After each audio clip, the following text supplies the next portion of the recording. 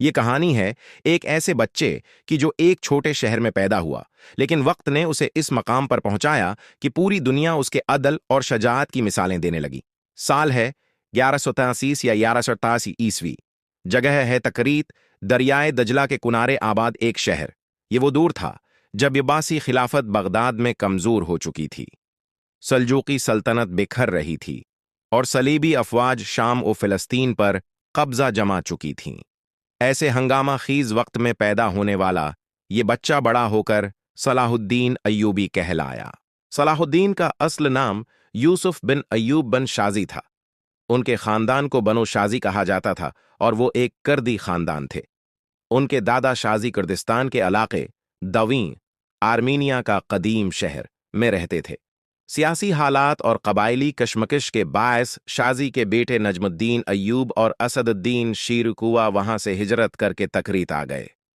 ابن خلکان کے مطابق یہ خاندان بنیادی طور پر سپہ گری اور فوجی خدمات میں مشہور تھا۔ تکریت دریائے دجلہ کے کنارے واقع تھا اور ایک اہم فوجی و تجارتی مقام تھا۔ یہاں مختلف قبائل اور لشکروں کا آنا جانا رہتا تھا۔ ایوبی خاندان جب وہاں آباد ہوا تو جلد ہی مقامی حکمرانوں سے تعلقات استوار کر لیے۔ نجم الدین ایوب کو قلعہ تکریت کی نگرانی سونپی گئی۔ اسی دوران یوسف صلاح الدین کی پیدائش ہوئی۔ تاریخ پیدائش 1137 یا 1188 مقام تکریت، عراق۔ پیدا ہوتے ہی گھر کے حالات بدل گئے۔ ابن الاسیر لکھتے ہیں کہ یوسف کی پیدائش کی رات ہی ایک واقعہ پیش آیا۔ ان کے والد نے ایک سپاہی کے قتل کے الزام میں مقامی حکمران سے اختلاف کیا۔ نتیجے میں انہیں تکریت چھوڑنی پڑی۔ یوں یوسف کی زندگی کا آغاز ہی ہجرت اور جدوجہد سے جڑا ہوا تھا۔ تکریت سے نکلنے کے بعد نجم الدین ایوب اپنے خاندان کو لے کر موصل گئے۔ وہاں ان کا استقبال عماد الدین زنگی نے کیا، جو اس وقت خطے کے طاقتور ترین حکمرانوں میں شمار ہوتے تھے۔ زنگی نے ایوبی خاندان کی صلاحیت پہچانی اور انہیں اپنی فوج اور دربار میں جگہ دی۔ یوں صلاح الدین کے خاندان نے ایک نئی زندگی کا آغاز کیا۔ یوسف نے ابتدائی تعلیم موصل اور دمشق کے مدارس میں حاصل کی۔ قرآن کریم کی تعلیم کے ساتھ ساتھ عربی ادب، فقہ، تاریخ اور حدیث پڑھی۔ وہ فقہ شافعی کے بڑے شوقین تھے۔ ان کے بارے میں لکھا گیا ہے کہ جوانی کے ابتدائی دور میں وہ زیادہ علمی مزاج رکھتے تھے، نہ کہ فوجی۔ ابن شداد لکھتے ہیں کہ صلاح الدین کو کم عمری سے ہی علماء اور صالحین کی صحبت ملی اور وہ اپنی گفتگو میں زیادہ دین اور علم کا ذکر کرتے تھے۔ صلاح الدین کا فوجی رجحان ان کے والد یا اپنے طور پر زیادہ نہیں تھا۔ اصل میں یہ شوق ان کے چچا اسد الدین شیرکوہ کے زیر اثر پیدا ہوا۔ شیرکوہ ایک جری، بہادر اور تجربہ کار کمانڈر تھے۔ یوسف اکثر ان کے ساتھ جاتے، ان کے قصے سنتے اور جنگی حکمت عملی دیکھتے۔ لیکن شروع میں یوسف کہا کرتے تھے، میرا دل زیادہ کتابوں اور فقہ میں لگتا ہے، تلوار چلانے میں نہیں۔ وقت اور حالات نے رفتہ رفتہ انہیں اس میدان کی طرف دھکیلا۔ یوسف کے والد اور چچا نے نور الدین زنگی کی خدمت اختیار کی۔ نور الدین دیندار، عادل اور جہاد کے حامی حکمران تھے۔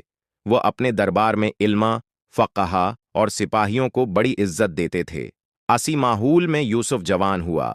یہاں سے اس نے سیکھا کہ حکمرانی صرف طاقت سے نہیں بلکہ عدل اور تقوی سے قائم رہتی ہے۔ یوں ایک عام سا بچہ یوسف بن ایوب جو تکریت میں پیدا ہوا تھا، ہجرتوں اور مشکلات کے باوجود علم و دین کے ماحول میں پروان چڑھا۔ اسے اپنے والد کی دیانت، چچا کی بہادری اور نورالدین زنگی کے عدل نے وہ بنیاد دی، جس نے آگے چل کر اسے ایک ایسا قائد بنایا جو نہ صرف مسلمانوں بلکہ غیر مسلموں کے لیے بھی عزت و احترام کا باعث بنا۔ لیکن سوال یہ ہے کہ یہ طالب علم جو زیادہ تر فقہ اور دین میں مشغول تھا، کیسے ایک عظیم جرنیل اور سلطان بنا؟ لیکن اب وقت تھا کہ یہ نوجوان اپنی صلاحیتوں کو صرف کتب و فقہ میں نہیں بلکہ میدان جنگ میں بھی ثابت کرے۔ یہیں سے شروع ہوتا ہے صلاح الدین کا فوجی سفر، جس نے انہیں ایک عام سپاہی سے اسلامی دنیا کے سب سے بڑے فاتح تک پہنچا دیا۔ نور الدین زنگی کی سلطنت میں یوسف کے والد نجم الدین ایوب اور چچا اسد الدین شیرکوہ دونوں اہلی عہدوں پر فائز تھے۔ شیرکوہ ایک بہادر جرنیل تھے۔ نور الدین کی فوج میں ان کا بڑا مقام تھا۔ صلاح الدین نے چچا کی صحبت میں فوجی تربیت حاصل کی، लेकिन शुरू में वो बराह रास्त मैदान में नहीं जाते थे, बल्कि इंतजामी और मुशाविरती काम करते थे। यूसुफ ज्यादातर सिपाहियों के साथ मंसूबाबंदी, रसद, सप्लाईज और फौजी नज़म व ज़ब्त की निगरानी में शरीक रहते थे। 12वीं सदी में मिस्र पर फातिमी खिलाफत का कब्जा था, जो शियाई इस्माइली मकतब फिक्र से ताल्लुक़ रखती थी। फातिमी सल्तनत कमज़ोर हो चुकी थी, अंदरूनी खलफशार बढ़ रहा था। सलीबी ताकतें मिस्र पर कब्जा करना चाहती थीं, क्योंकि मिस्र माशी और अस्करी लिहाज से बहुत अहम मल्क था। नूरुद्दीन जंगी भी चाहते थे कि मिस्र को अपनी ताकत में शामिल करें ताकि सलीबियों को घेर कर शिकस्त दी जा सके। नूरुद्दीन जंगी ने अपने जर्नील असदुद्दीन शेरकुआ को फौजी मुहिम पर मिस्र भेजा। सलाहुद्दीन पहली मर्तबा अपने चचा के साथ इस फौज में शामिल हुए। इस वक्त सलाहुद्दीन की उम्र तकरीबन 26-27 साल थी। ये उनका पहला तजर्बा था किसी बड़ी फौजी मुहिम का। इब्नुल असीर, अल कामिल फी तारीख, सलीबी अफवाज और फातिमी वजीरों के दरमियान मुसलसल साजिशें जारी थीं। शेरकुआ ने कई छोटे मार्के जीते, लेकिन सियासी हालात ऐसे हुए कि उन्हें वापस आना पड़ा। इस मुहिम में सलाहुद्दीन को फौजी जिंदगी की अमली तरबियत मिली। अगले चंद बरसों में मिस्र का मसीला मजीद पेचीदा हुआ। सलीबी बादशाह अमीरुल जलील, किंग अमालरिक ऑफ जेरूसलम, मिस्र पर हमले कर रहे थे। नूरुद्दीन ने दोबारा शेरकुआ को फौज के साथ मिस्र भेजा और सलाहुद्दीन फिर उनके साथ गए। इस मुहिम में एक अहम मार्का हुआ, मार्का उल बाबीन, बैटल ऑफ अल बाबीन। शेरकुआ और सलाहुद्दीन ने सलीबियों और फातमी बागियों को शिकस्त दी, लेकिन सियासी मुआहिदों के बाद शेरकुआ को फिर शाम वापस बुलाया गया। सलीबी बादशाह हिमलरीक ने मिस्र पर दोबारा हमला किया और फुस्तात शहर को जलाकर तबाह किया। इस पर नूरुद्दीन ने शेरकुआ को तीसरी बार मिस्र भेजा। सलाहुद्दीन भी उनके साथ थे। इस बार फातिमी खलीफा लाजिद ने शेरकुआ को वजीर आज़म बना दिया, लेकिन कुछ ही माह बाद शेरकुआ अचानक वफात पा गए। 1159। शेरकुआ की वफात के बाद फातिमी खलीफा ने हैरानकुन फैसला किया।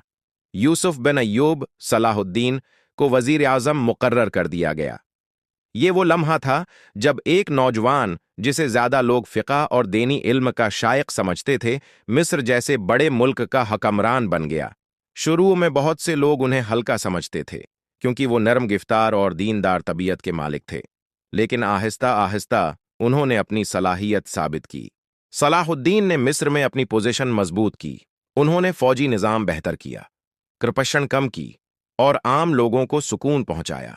सबसे बड़ी तब्दीली ये थी कि उन्होंने मिस्र को दोबारा अब्बासी खिलाफत के तहत कर दिया। यूं तकरीबन 200 साल पुरानी फातिमी खिलाफत का खात्मा हो गया। खतबा बगदाद के अब्बासी खलीफा के नाम पर पढ़ा जाने लगा। मिस्र की वजारत ने सलाहुद्दीन की शख्सियत को यकसर बदल दिया। अब वो सिर्फ एक आलम या सिपाही नहीं रहे, बल्कि एक सुल्तान की तरह फैसले करने लगे। उन्होंने फौजी तैयारी बढ़ाई ताकि सलीबियों के हमलों का मुकाबला किया जा सके। इनके अदल व इंसाफ ने मिस्री अवाम को अपना गर्विदा बना लिया। रफ्ता रफ्ता उन्होंने शाम और दीगर इलाकों पर भी नजर डाली ताकि एक मजबूत मुस्लिम इत्तेहाद कायम हो। यूं सलाहुद्दीन अय्यूबी, जो एक वक्त में सिर्फ अपने चचा के साये में एक आम सिपाही थे, मिस्र के वजीर आज़म और एक बड़ी इस्लामी सल्तनत के सरबराह बन गए। लेकिन ये तो शुरुआत थी। असल इम्तिहान अभी बाकी था, क्योंकि सलीबी ताकतें शाम और फिलिस्तीन में डटी हुई थीं और बीत अल मुक़द्दस अब भी उनके कब्जे में था। मिस्र को अपने काबू में लेने के बाद सलाहुद्दीन अय्यूबी सिर्फ वजीर आज़म नहीं रहे, बल्कि एक ऐसे हिक्मरान बन गए जिनकी निगाहें अब मिस्र से आगे बढ़कर पूरे मशरिक़ वसती पर मरकूज थीं। लेकिन सबसे बड़ा हदफ अब भी वही था, बीत अल मुक़द्दस की आज़ादी। मगर इस ख्वाब को हकीकत में बदलने के लिए सबसे पहले ज़रूरी था कि मिस्र और शाम को एक साथ जोड़ा जाए और मुसलमानों को इंतिशार से निकाला जाए। मिस्र पर कंट्रोल के बाद भी सलाहुद्दीन को अंदरूनी साजिशों का सामना रहा। फातमी खिलाफत के बाकी मानदा हामी उनके खिलाफ मंसूबे बनाते रहे। कुछ वुज़रा और जर्नील खफिया तौर पर सलाहुद्दीन को हटाना चाहते थे, लेकिन सलाहुद्दीन ने मुखालिफिन को एक एक करके ख़त्म किया। फौज को अपने वफादार लोगों से मजबूत किया। काहिरा में दिफाई क़िले तामीर कराए, जैसे मशहूर क़िला सलाहुद्दीन। عوام میں ان کی مقبولیت بڑھتی گئی کیونکہ وہ ٹیکس کم کرتے، عدل کرتے اور عوام کی فلاح پر توجہ دیتے تھے۔ نور الدین زنگی 1174 میں فوت ہو گئے۔ نور الدین کے بیٹے چھوٹے تھے اور سلطنت میں کمزوری آ گئی۔ یہ وقت صلیبیوں کے لیے موقع تھا کہ وہ شام پر حملہ کریں۔ صلاح الدین نے موقع پہچانا، پہلے دمشق پر فوج کشی کی اور عوام و علماء کی حمایت سے شہر پر قبضہ کر لیا، پھر حمص، حلب اور دیگر شہروں کی طرف بڑھنے لگے۔ بعض مقامات پر انہوں نے جنگ لڑی، بعض جگہ معاہدے کیے اور کہیں حکمرانوں کو اپنے ساتھ ملا لیا۔ سب سے بڑا مسئلہ یہ تھا کہ مسلمان خود مختلف ریاستوں اور بادشاہتوں میں بٹے ہوئے تھے۔ صلاح الدین نے اتحاد قائم کرنے کی کوشش کی، مصر اور شام کو ایک سلطنت میں شامل کیا، موصل اور حلب کے حکمرانوں کے ساتھ یا تو صلح کی یا فوجی دباؤ ڈال کر انہیں ساتھ ملایا۔ عباسی خلیفہ سے قریبی تعلق قائم رکھا تاکہ اپنی حکومت کو شرعی جواز دیا جا سکے۔ ان کا مقصد ایک ایسا مضبوط بلاک بنانا تھا جو صلیبی طاقتوں کا مقابلہ کر سکے۔ صلاح الدین نے طاقت سنبھالتے ہی صلیبی ریاستوں پر چھوٹے چھوٹے حملے شروع کیے۔ یہ حملے زیادہ تر فوجی دباؤ ڈالنے اور صلیبیوں کی رسد روکنے کے لیے تھے۔ بعض اوقات صلیبیوں نے بھی مصر اور شام پر حملے کیے، لیکن انہیں پسپا ہونا پڑا۔ صلیبی فوج کے اندرونی اختلاف بھی صلاح الدین کے لیے فائدہ مند تھے۔ صلیبیوں میں سب سے خطرناک اور بدنام کردار تھا رینورڈ ڈی شاتیوں۔ یہ شخص نہایت ظالم اور عہد شکن تھا۔ اس نے 12 معاہدے توڑ کر مسلمانوں کے قافلوں کو لوٹا۔ ایک بار اس نے مکہ اور مدینہ پر حملے کی کوشش بھی کی اور حاجیوں کو قتل کیا۔ یہ حرکتیں مسلمانوں میں غصہ بڑھاتی گئیں اور صلاح الدین کے دل میں انتقام کی آگ دہکنے لگی۔ سالہ سال کی محنت اور اتحاد کے بعد آخرکار وقت آ گیا کہ صلیبی طاقتوں کو فیصلہ کن شکست دی جائے۔ صلیبی فوجیں بیت المقدس، انطاکیہ اور طرابلس میں بٹی ہوئی تھیں، لیکن بیت المقدس کے بادشاہ گیدے لوزینان گائے ڈے لوسنگیاں نے تمام فوج اکٹھی کی۔ صلاح الدین نے بھی شام، مصر اور ارد گرد کے علاقوں سے ایک بڑی فوج جمع کی۔ مورخین کے مطابق صلیبی فوج تقریباً 20,000 تھی۔ صلاح الدین کی فوج 30,000 سے زائد سپاہیوں پر مشتمل تھی، جن میں گھڑ سوار، تیر انداز اور پیدل لشکر سب شامل تھے۔ مارکا کا مقام تھا حطین، جو موجودہ فلسطین میں تبریہ جھیل کے قریب ہے۔ صلاح الدین نے بڑی حکمت عملی اختیار کی۔ صلیبی فوج کو پانی سے دور رکھا، مسلسل حملے کر کے انہیں تھکا دیا۔ گرمی اور پیاس نے صلیبی فوج کو بے حال کر دیا۔ اب سب کچھ تیار تھا۔ ایک طرف صلیبی فوج جس نے برسوں سے بیت المقدس پر قبضہ جمایا ہوا تھا، اور دوسری طرف صلاح الدین ایوبی کی متحدہ فوج جو اسلام کی سربلندی کے لیے بے چین تھی۔ تاریخ کا ایک فیصلہ کن لمحہ آنے والا تھا۔ جنگ حطین۔ یہ جنگ صرف تلواروں کی ٹکراؤ کی نہیں تھی، بلکہ ایمان، صبر اور حکمت کی جنگ تھی۔ 1167 تاریخ کا وہ سال جب صلیبی جنگوں کا سب سے فیصلہ کن مارکا برپا ہوا۔ ایک طرف بیت المقدس پر قبضہ جمانے والی صلیبی فوجیں اور دوسری طرف اسلام کے سپہ سالار سلطان صلاح الدین ایوبی۔ یہ مارکا صرف زمین کا نہیں بلکہ ایمان اور عزت کا مارکا تھا۔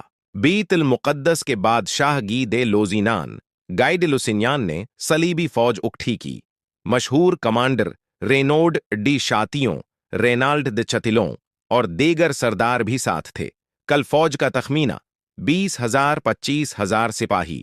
صلیبیوں کا مقصد تھا صلاح الدین کی فوج کو توڑنا اور دوبارہ مصر پر حملہ کرنا۔ صلاح الدین نے اپنی فوج تقریباً 30,000 کے قریب جمع کی۔ انہوں نے صلیبیوں کو میدان جنگ کی طرف کھینچنے کے لیے پانی کے ذخائر پر قبضہ کیا۔ مارکا کا مقام حطین کے پہاڑ کے قریب تبریہ جھیل کے پاس۔ صلیبی فوج کو گرمی اور پیاس سے بے حال کر دیا گیا۔ جولائی 1177 کو صلیبی لشکر حطین کی طرف بڑھا۔ صلاح الدین نے مسلسل چھاپا مار حملوں سے انہیں تھکایا۔ صلیبی فوج پانی تک نہ پہنچ سکی اور گرمی میں نڈھال ہو گئی۔ 4 جولائی کو بڑا مارکا ہوا۔ مسلمان تیر اندازوں نے صلیبی فوج کو گھیر لیا۔ صلیبیوں کے پاس نہ پانی تھا، نہ تازہ دم گھوڑے۔ مسلمان فوج نے آہستہ آہستہ انہیں دبا لیا۔ صلیبیوں کا بڑا حصہ یا تو مارا گیا یا گرفتار ہوا۔ रीनोड डी शातियों को सलाहुद्दीन के सामने लाया गया। सलाहुद्दीन ने खुद उसका सिर कलम किया क्योंकि उसने हाजियों को कत्ल किया था। बादशाह गीदे लोजीनान और कई सरदार कैदी बना लिए गए। सलीबी अफवाज की ताकत टूट गई। हुतीन की फतह के बाद सलाहुद्दीन ने तेजी से सलीबी किले फतह किए। आका, नाबलस, याफा, असकलान वगैरह। सिर्फ बीत अल मुक़द्दस बाकी रह गया जो सलीबियों के कब्जे में था। सितंबर 1117 में सलाहुद्दीन ने बीत अल मुक़द्दस का मुहासरा किया। सलीबियों ने हथियार डालने से इनकार किया क्योंकि वो डरते थे कि मुसलमानों का बदला सख्त होगा। लेकिन जब शहर की दीवारें टूट गईं और मजीद लड़ाई नामुमकिन हो गई तो उन्होंने सलाहुद्दीन से मुज़ाकिरात किए। सलाहुद्दीन ने सबको अमान दी। जो लोग फदिया दे सकते थे उन्हें जाने दिया। जो गरीब थे उन्हें भी बख्श दिया। उस तरह बगैर खून रेजी के बीत अल मुक़द्दस मुसलमानों के कब्जे में आ गया। सलीबियों को हैरत हुई क्योंकि 1099 में जब यूरोपी सलीबियों ने बैत अल मुक़द्दस फतह किया था तो उन्होंने मुसलमानों और यहूदियों का कत्ल आम किया था। लेकिन सलाहुद्दीन ने रहम और अदल का मज़ाहिरा किया। ईसाई कलीसा महफूज रहे। ईसाई ज़ायरीन को इजाज़त दी गई कि वो ज़ियारत के लिए आएं। बीत अल मुक़द्दस के गिरजाघरों को नुकसान न पहुंचाया गया। हुतीन और बीत अल मुक़द्दस की फतह ने पूरे यूरोप में हलचल मचा दी। पोप ने तीसरी सलीबी जंग थर्ड क्रूसेड का ऐलान किया। यूरोप के बड़े बादशाह मिसलन Richard the lion heart Salahuddin के मुकाबले के लिए रवाना हुए। लेकिन मुसलमानों के दिलों में सलाहुद्दीन एक हीरो बन गए। यूं वो ख्वाब जो बरसों पहले सलाहुद्दीन ने देखा था पूरा हुआ। बीत अल मुक़द्दस एक बार फिर मुसलमानों के हाथों में आया। लेकिन सलीबी ताकतें अभी खत्म नहीं हुई थीं। यूरोप ने एक नई और बड़ी जंग की तैयारी शुरू कर दी थी। 1177 में बीत अल मुक़द्दस की फतह ने पूरे यूरोप को हिलाकर रख दिया। ईसाई दुनिया के लिए यह शहर न सिर्फ मजहबी बल्कि सियासी हैसियत भी रखता था। यूरोप के बादशाहों और पोप ने ऐलान किया कि अब वक्त है तीसरी सलीबी जंग का। और इस बार यूरोप के सबसे बड़े बादशाह खुद मशरिक की तरफ रवाना हुए। पोप ग्रेगरी हिस्टम, पोपी ग्रेगरी वेयान ने फौरी तौर पर सलीबी जंग का ऐलान किया। यूरोप के 3 बड़े बादशाह इस जंग में शरीक हुए। एन फ्रेडरिक बारबारोसा जर्मनी का शहनशाह। 2 फिलिप थगडा ऑगस्टस फ्रांस का बादशाह। 3 Richard the lion heart England का बादशाह। जर्मन फौज ने खश्की के रास्ते अनातोलिया में तुर्की की तरफ बढ़ना शुरू किया। रास्ते में दरियाए सिलिफस कैलिकाडनस में फ्रेडरिक बारबारोसा डूबकर मर गया 1190 से। इसके बाद जर्मन फौज बिखर गई। फ्रांस और इंग्लैंड की फौजें फिलिप अगस्टस और रिचर्ड लायन हार्ट ने बहरी रास्ते से मशरिक का सफर किया। दोनों औका एकर के मुहासरे पर पहुंचे। 1119 सलीबियों ने तकरीबन 2 साल तक ओका का मुहासरा किया। सलाहुद्दीन ने कई बार मुहासरा तोड़ने की कोशिश की लेकिन शहर नहीं बचा सके। 1111 में शहर सलीबियों के कब्जे में चला गया। सलीबियों ने हजारों मुस्लिम कैदी कत्ल कर दिए। रिचर्ड एक बहादुर और सख्त मिजाज कमांडर था। उसने कई लड़ाइयों में मुसलमानों को सख्त नुकसान पहुंचाया। मार्का इरसूफ बैटल ऑफ अरसूफ इरारे केन में सलीबियों ने मुसलमानों को पसपा कर दिया। लेकिन रिचर्ड कभी भी बीत अल मुक़द्दस पर कब्जा न कर सका। सलाहुद्दीन ने अपनी हिकमत अमली से सलीबियों को थुका दिया और मुसलसल दिफा करते रहे। दोनों रहनुमा एक दूसरे की बहादुरी के मोतरिफ थे। कहा जाता है कि जब रिचर्ड बीमार हुआ तो सलाहुद्दीन ने उसे अपने तबीब और दवा भेजी। एक और मौके पर सलाहुद्दीन ने रिचर्ड को घोड़ा भी फराहम किया। ये मिसालें दिखाती हैं कि जंग के बावजूद दोनों में बाहमी एहतिराम था। कई बरसों की लड़ाई के बाद सलीबी फौज बैत अल मुक़द्दस फतह न कर सकी। बलाखिर 1112 में सलाहुद्दीन और रिचर्ड के दरमियान मुआहिदा हुआ। बैत अल मुक़द्दस मुसलमानों के पास रहेगा। ईसाई ज़ायरीन को ज़ियारत की इजाज़त होगी। सलीबी कुछ साहिली शहर अपने पास रखेंगे जैसे याफा। यह मुआहिदा सलाहुद्दीन की बड़ी कामयाबी था क्योंकि बैत अल मुक़द्दस महफूज रहा। मुसलसल जंगों ने सलाहुद्दीन को थुका दिया था। वो सादा जिंदगी गुजारते थे। अपने लिए कोई खजाना जमा न किया। مورخین لکھتے ہیں کہ ان کی وفات کے وقت ان کے خزانے میں اتنے بھی سکے نہ تھے کہ کفن کا خرچ نکل سکے۔ مارچ 1146 کو صلاح الدین ایوبی دمشق میں بیمار ہو کر وفات پا گئے۔ ان کی عمر اس وقت تقریباً 556 سال تھی۔ دمشق کے اموی مسجد کے قریب ان کا مزار آج بھی موجود ہے۔ وراثت: صلاح الدین کو صرف ایک فاتح کے طور پر نہیں یاد کیا جاتا، بلکہ عدل و انصاف کے پیکر، دشمن کے ساتھ بھی رحم دل، مسلمانوں کو متحد کرنے والا رہنما۔ یورپی تاریخ میں بھی ان کا ذکر عزت اور احترام کے ساتھ کیا جاتا ہے۔ یوں ایک ایسا سلطان جو تکریت کے ایک عام گھرانے میں پیدا ہوا، اپنی غیر معمولی قیادت، عدل اور شجاعت سے دنیا کی تاریخ بدل گیا۔ صلاح الدین ایوبی صرف مسلمانوں کے نہیں بلکہ پوری انسانیت کے ہیرو ہیں، اور آج صدیوں بعد بھی ان کا نام عدل، شجاعت اور رحم دلی کی علامت سمجھا جاتا ہے۔